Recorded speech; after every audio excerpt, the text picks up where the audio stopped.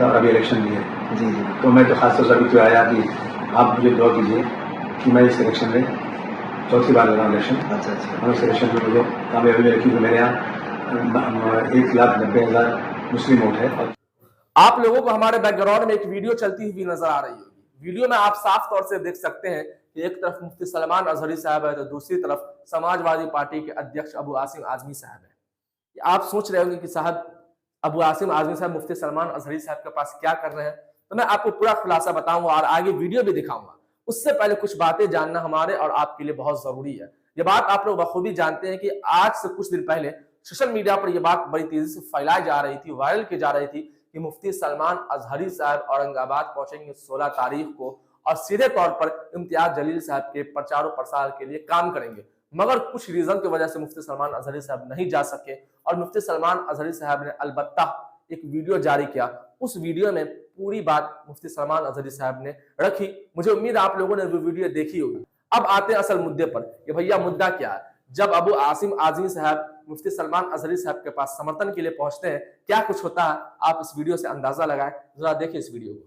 जी आसिम भाई कैसे तशरीफ लाना हुआ? देखिए मैं कई दिनों से सोचा था कि आपसे मुलाकात करूँ, जब आपके केसेस हुए तो हम लोग बहुत करना है और आप आए तो मुलाकात करने को दिल था और अभी इलेक्शन भी है। जी जी। तो मैं तो खासतौर से अभी तो आया कि आप मुझे दुआ कीजिए कि मैं इस इलेक्शन में चौथी बार लगा इलेक्शन। अच्छा अच्छा। और इस इलेक्शन में मुझे कामयाबी मिली क्योंकि मेरे यहाँ 1,90,000 मुस्लिम वोट है और 5 लोग लड़ने वाले हैं और 1,50,000 वोट है नाम उसको एक लड़ने वाला है। अगर वोटों का बंटवारा होगा तो मेरे यहाँ फिर ये नफरत वाले बीजेपी के लोग जो मुसलमानों के साथ बार बार तो आपके साथ जुम्मन किया नहीं तो ये लोग चुनने नहीं आना चाहिए।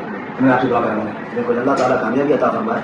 आप जिस तरह से सियासत में आगे बढ़ रहे हैं, यहाँ पहले से भी आपका रिकॉर्ड है, आप से हमें रहे हैं। लेकिन आसिम भाई मैं आपके सामने खुल करके इजहार भी करता हूँ कि हमारा नेताओं से या लीडरों से कोई दूसरा मुतालबा नहीं होता, ना ही कोई लेन देन के मामला होते हैं। बस मैं इतना चाहता हूँ कि मेरा मिशन है नामूस रिसालत की हिफाजत।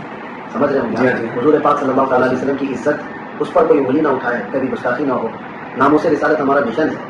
अल्लाह ताला करे कि कामयाब हो और उसके बाद अगर आप जीत करके आगे बढ़ते हैं तो बस हमको ये आश्वासन दे दीजिए कि इस सिलसिले में आप क्या करेंगे नामूस रिसालत की हिफाजत के लिए, इस मिशन के लिए आप क्या काम करेंगे। हमारे यहाँ से कम 100 बार सरकार से सड़क पे डिमांड कर चुका हूँ कि हुजूर सल्लल्लाहु अलैहि वसल्लम, मैं हमेशा कहता हूँ दुनिया में जितने लोग हैं एहतराम के काबिल मैं सबको मानता हूँ मगर मुस्तफा के बाद हुजूर सल्लल्लाहु अलैहि वसल्लम के खिलाफ अगर किसी ने गलत अल्फाज से नवाजा तो उसको ये जो आपका 153A है या कुछ ये बिल्कुल बेकार है। कम से कम उस पर आप UAPA लगाइए। और अगर मेरा मैनिफेस्टो आप देखेंगे, मैं आज आपसे मिल रहा हूँ ना, मेरा मैनिफेस्टो 20 दिन पहले बन चुका है। उसमें पहली जो मेरी मांग है कि मैं जब सत्ता में आया, पावर में आया, तो मैं सत्ता पक्ष से उसमें एक कानून जरूर बनवाना चाहूंगा कि जो जिन्होंने भी हुजूर सल्लल्लाहु अलैहि वसल्लम के खिलाफ कुरान शरीफ चलाने का या कोई गाली देने का ऐसी चीजें आई ना तो उसको UAPA के कानून में बंद किया जाए। ये सबसे बड़ी दहशतगर्दी है।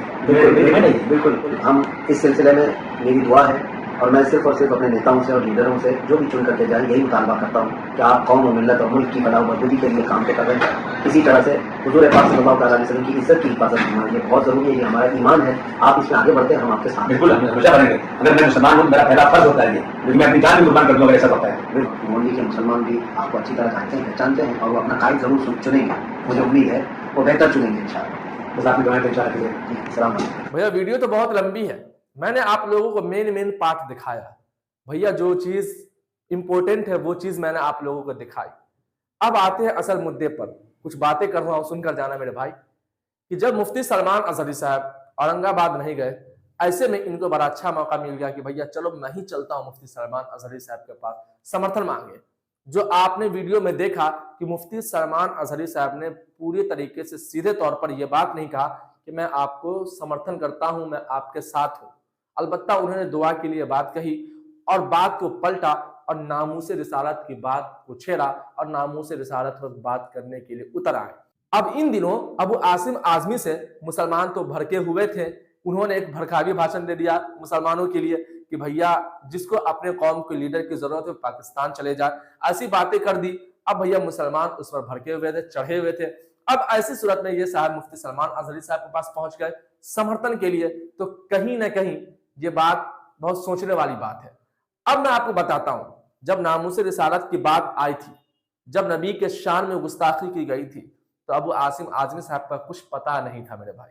उस समय में इम्तियाज जलील साहब ने बहुत बड़ा रैली निकाला उस गुस्ताख पर कार्रवाई की मांग करने के लिए। ऐसी सूरत में अगर नामूस रिसालत की बात आई थी तब भी अबू आसिम आजमी ने सीधे तौर पर उस रैली का समर्थन नहीं किया, उस रैली में शामिल नहीं हुए। कहीं ना कहीं इसके लिए बहुत बड़ा नुकसान साबित हो सकता है। वैसे आप तमाम लोग इस पूरे मुद्दे के बारे में क्या कुछ राय रखते हैं? आप अपनी राय जरूर हमें कमेंट बॉक्स में बताएंगे और इस वीडियो को ज्यादा से ज्यादा लोगों तक जरूर शेयर करने की कोशिश करेंगे। फिर मिलते हैं एक नई वीडियो में नए अंदाज के साथ, नए खबर के साथ। जब तक के लिए वस्सलाम।